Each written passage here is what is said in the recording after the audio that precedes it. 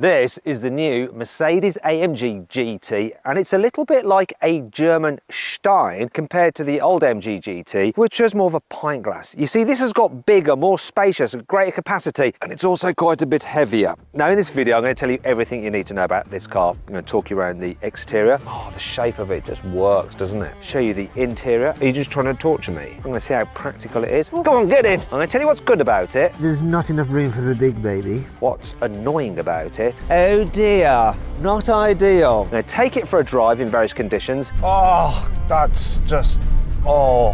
And of course, I'm going to launch it to see how quick it is from 0 to 60 miles an hour. I'm Matt Watson, and you're watching Car Wow.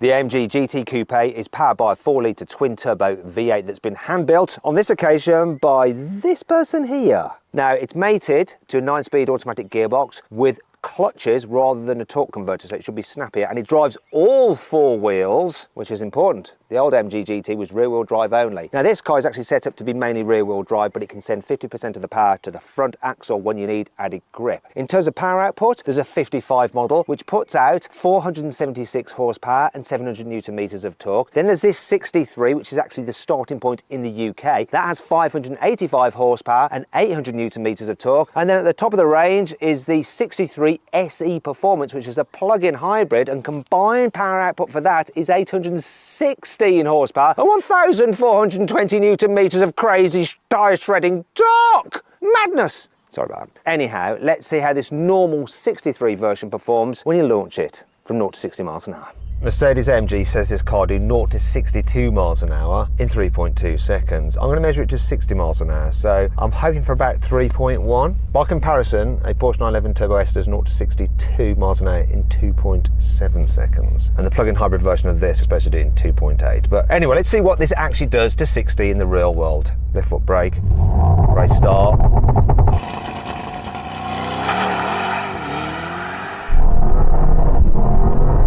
So that's 3.28.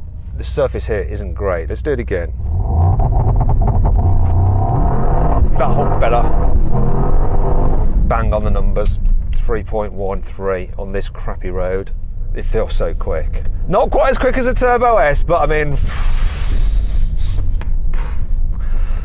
Let's talk about the design of this car. So I think this new AMG GT looks blooming lovely. Oh, the shape of it just works, doesn't it? Quite interesting rear light design. And in the UK, we get like the smoky effect badging, the night package as standard. You might be wondering why I'm waving this stick about. Well, it's because I need to reveal some lies with the truth stick. Look, diffuser lies here. Fakery. Also exhaust lies. To be fair, there are real exhausts in there, but they're much smaller. Lies, Mercedes, lies. More lies. This car does have quite nice wide rear haunches, oh, like that, and 21-inch alloy wheels. I quite like the alloy wheel design. I'm a bit concerned about this part though. It gives you 2 chances of curbing your wheel, so you can curb it there and there as well. Do you know what? The only bit that is shared with the SL, even though they share the same kind of underpinnings and mechanicals, the only like visual bit that's shared, the doors. The rest of it obviously is all different and new. No, look, more fakery, Mercedes, more fakery. What you like the headlight design, and I like the fact that here vents are real. Look, real vents. And it's got a very aggressive looking face and that beautiful long bonnet. But I think this car is all about the side profile. It's lovely. It's expensive though. Starting price, £165,000. Wow. Similar money to a Ferrari Roma. And that's also beautiful. If you want to see my full in-depth video review of that car, click on the pop-out banner appearing in the top right-hand corner of the screen, or follow the QR code which should be appearing on the screen now. Just use your mobile phone, take a photo of it and follow it, watch that review. I really like the interior design of the AMG GT Coupe, the shape of the dash, the stitching, the turbine style air vents which go red when you go to high temperature. Materials on the door feel lovely. Down here you get carbon fibre, or you can have wood, all as standard. And I like the Alcantara on the steering wheel. The steering wheel design is pretty nice as well, plus you've got metal paddles which feel expensive. Also you can quickly change your driving modes by just toggling these switches here, and you can mix and match here as well by pressing these buttons. Speaking of which, there is an individual mode, so you can set the car exactly as you want it, then quickly turn this dial to go to individual, and then you're driving in the way that you prefer the best. There are a few things I don't like, such as this, look. I don't like the location of the stop-start button. It's just awkward to get to. I'm not convinced by the design of the dials, like this pod here. This design of the digital driver's display is okay, but I'm not convinced by that. I don't really like the feel of the gear selector. I like where it is, but that just feels cheap and nasty, as does this steering column. I tell you what's really cheap and nasty, this sun visor. What? You don't even get a light for the vanity mirror.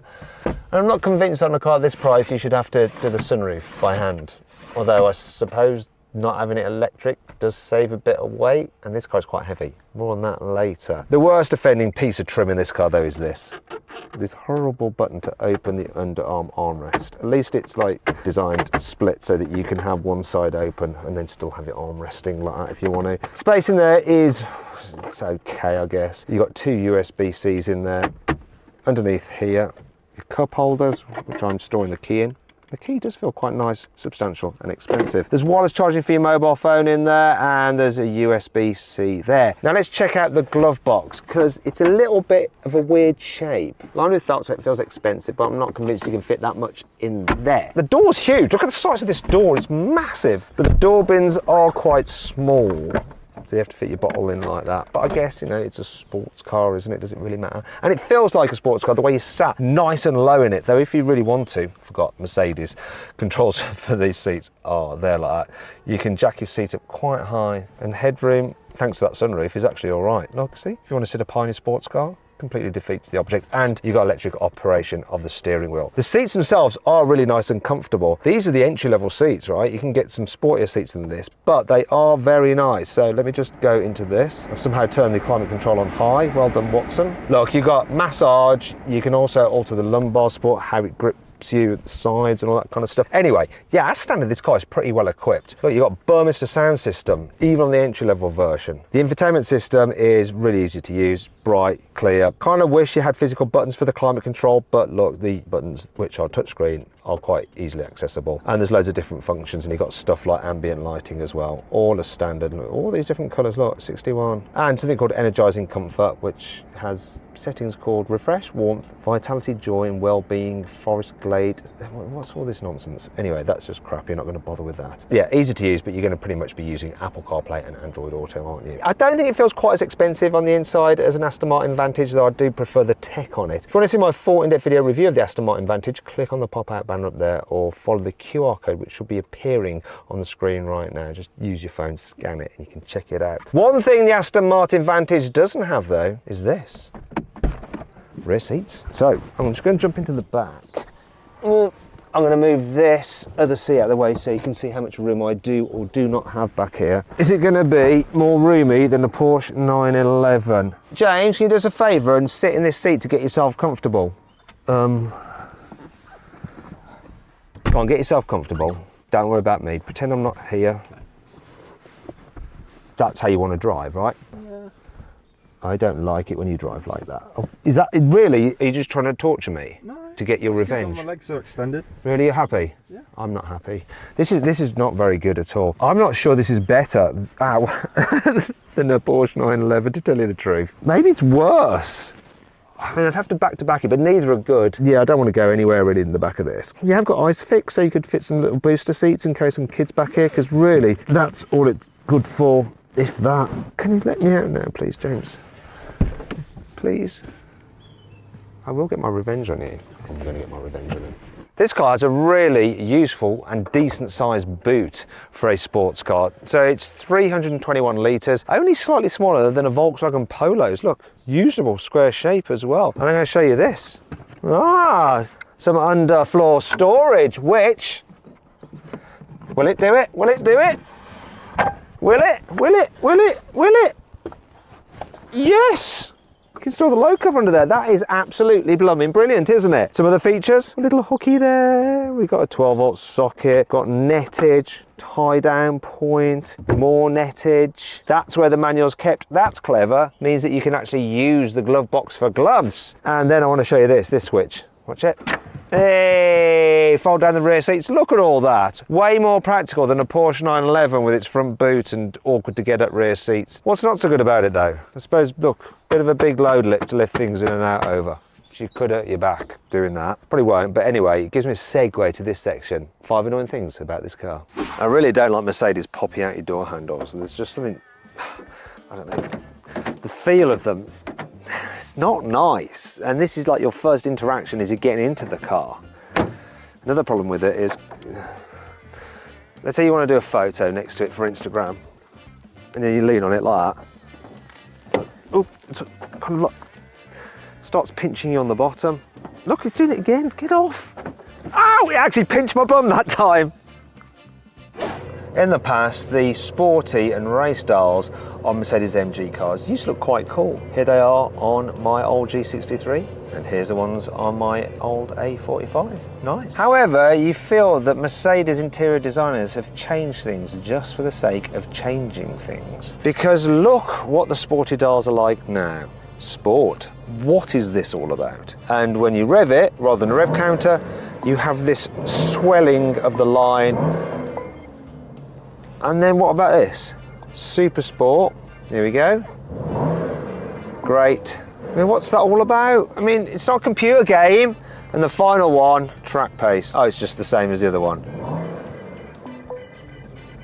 Why can't I just have like a centrally mounted rev counter with the speed in it? That's what I want. This car is really rather heavy. The basic weight of the entry car with hardly any options is just under 2 tons. However, in the UK, because we get quite well equipped cars, this particular entry-level version weighs in at 2,130 kilos, and it's supposed to be a sports car. Considering how heavy this car is, you'd think that it would get carbon ceramic brakes as standard so that you don't end up with a load of brake fade should you dare to take your car on track. But you don't. This entry-level premium, you can't even get them as an option. If you want carbon ceramics, you have to step up to the ultimate trim. Because this car is quite long and very low, plus you've got active aero, it is easy to bottom it out over bumps. So come and have a look at this, right? You see, underneath there, that is touching the ground. Have a look at it from the side. Look, have a look. See? Oh dear, not ideal. However, Mercedes is aware of this, and that brings me on to 5 cool things about this car, because they give you an axle lift as standard, so you can raise the front. So let's raise it up. Nose lift is an optional extra on a Porsche 911. Come and have a look, that's better. Look, it's better. The system works in conjunction with the satellite navigation and will remember where you raised the nose last time so that you don't have to press the button again. This car has 2 Isofix anchor points on the rear seat and more Isofix anchor points here on the front passenger seat, so you can have your baby next to you in the front, though there's not enough room for the big baby. Quite unusual for a sports car. You have hands-free tailgate opening, so let's say you're trying to kidnap somebody, you're wrestling them. Come on. Go on, get in. That's it. It's good. Due to rules and regulations, all new cars have to be fitted with a speed limit warning. So if you go over the speed limit, it goes beep, beep, beep. Also, they have to default to on every time you restart the car, even if previously you turned them off. Knowing that, Mercedes has helped you out though, because look, there's the icon there for the speed, and then you just dab it like that, easy to turn it off. No digging in menus, it's right there for you. When you're driving, the rear wing will automatically alter its height to give you some downforce. Alternatively, you can just operate it yourself manually and have it in the fully up position to show off. However, extra downforce at the rear is no good unless you've balanced it with extra downforce at the front. And there is also a front splitter which lowers down. Once again, you can activate it yourself at the press of a button. Nice. One of the things about a car like the Mercedes GT is that for all the good looks and the sporty drive and the performance, you still want it to be easy to live with. You want to be able to cruise around in town. You want it to be comfortable and relaxing when it needs to be, but still at lower speeds, like when you're doing 20 miles an hour, you still want to have some form of engagement from it. Now, when you're just pootling along, going over bumps in town, the suspension is actually really good, and it does this thing that I really like with good quality suspension in sports cars. So the body feels nice and stiff and sporty and ready and kind of like alive, but the damping isn't too jarring, so it just takes the edge off the bumpies. bumpies, the edge off the bumps. So you are experiencing the car and you're feeling how like sporty and racy it is without it actually being off-putting. Do you know what, while I'm sat here, I'm going to just rev the engine a bit. Oh, do you hear that? Probably shouldn't do that in the middle of a village. One of the things that I do like about this newer version of the AMG GT is that the visibility is so much better than the old car. The dash isn't too high like it was in the old car, so the view forward, even though I've got this massive long bonnet, doesn't feel intimidating. I don't really think the forward visibility in the Porsche 911 is that much better because of how big the 911 is now and how low you sit in it. The view out the back window on this is really good as well. You've got huge door mirrors, so it's absolutely fine. This car is on steel brakes and they're pretty smooth and progressive, not grabby at all. There's something I'm not going to like now though, and it's the manoeuvrability. Even though this car has all-wheel steering, the turning circle is like 12.5 metres, so I'm going to try a UE here. Let's get the cameras up, come on. This is going to be an absolute SHIT show. Yeah, look, absolute no oper. I'm going to have to do a three-pointer. Now that beeping is because we've got a camera right near a sensor, so excuse me. I mean, I got that manoeuvre wrong from the get-go just because the car's front end didn't turn as much as I thought it would do. That does make it a little bit unwieldy and it's going to be harder to park than say an Aston Martin Vantage, which has a turning circle of 11.2 metres. But other than that, the steering, I wouldn't say it's light, but it's not overly heavy in town. Now, just cruising along then, I did just notice on a change of gear, it was a bit... And earlier when I was driving it, I had this sensation like the drivetrain had just snapped into because it like decoupled one of the clutches and it was like, so it's definitely not as smooth as a normal torque converter auto. I want to see what the response is like when you are accelerating from 40 miles an hour up to 70 as I reach this bit of dual carriageway up here. So I'm going to floor it. 3, 2, 1, go. Bit of a pause, isn't it? Right, that's the limit. Bit of a delay in comfort mode. If I go into like race mode, it's going to be holding a low gear for longer. Yeah, holding a low gear. Now I'm going to floor it. It's just on it straight away with no kick down. Anyway, let's go into my favourite mode, individual, where I've got it just as I like it. It doesn't have that kind of really like Apollo takeoff experience of a Porsche 911 Turbo S, but still easily quick enough. There is a slight problem I've noticed with the gearbox. So the changes, they're quick. However, there's a slight delay between when you pull the paddle and the change actually happening. You have to time it just right, otherwise, see there. So you can be pulling up on the paddle and then you get a few more extra revs and you hit the limiter and you get it kind of cutting the engine ever so slightly and then it changes up. And I just think on the Porsche 911 with its PDK, with its dual clutches, it's just that little bit more on it when you're cruising along at speed. It's reasonably relaxing for a big, powerful car. Yeah, you do get some road noise from those huge tyres, but it's not as bad as in the Porsche 911. Wind noise, hardly any. It's fine. What's not so fine though is the economy. So yeah, I'm getting less than 12 miles to the gallon. Mercedes claim 20, and maybe if you're just cruising on the motorway, but whoa, it's thirsty. I'm going to whack it into the firmest setting on the suspension here, see what it's like, because this road's a little bit gnarly. Whoa.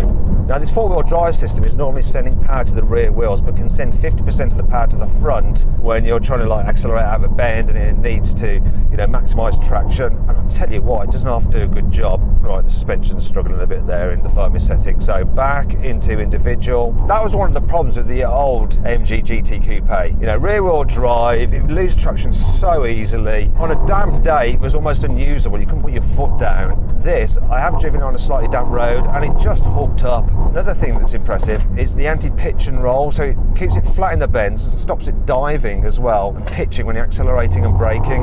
Look, I'm just going to brake now.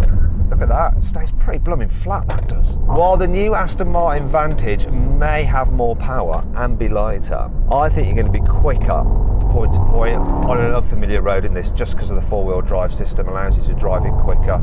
The front end feels good and the steering does give you enough feedback. I don't know what it's like on track, I'm sure it's quite good, but then its weight will go against it. But on the road, you're at the speed limit quick enough. If there is one thing, when you're going a bit faster and really banging the brakes, they don't quite have the feel. I think the pedal's a bit long, it's kind of classic Mercedes pedal, a bit more comfort orientated than you'd have out of Porsche 911 Turbo S. Do you know what, I think I prefer driving this than the Aston on the road. It's going to be more usable for more people. Oh, that's just, oh. Oh. Oh.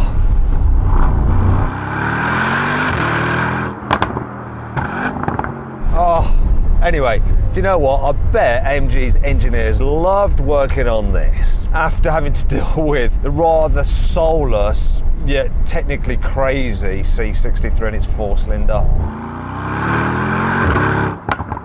So then what's my final verdict on the new AMG GT63 Coupe? Should you avoid it? Should you consider it? Should you shortlist it?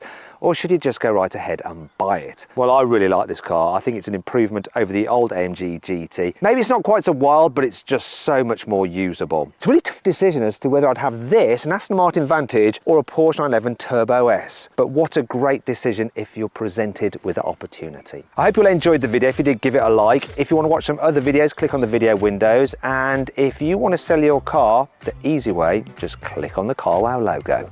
Thanks for watching.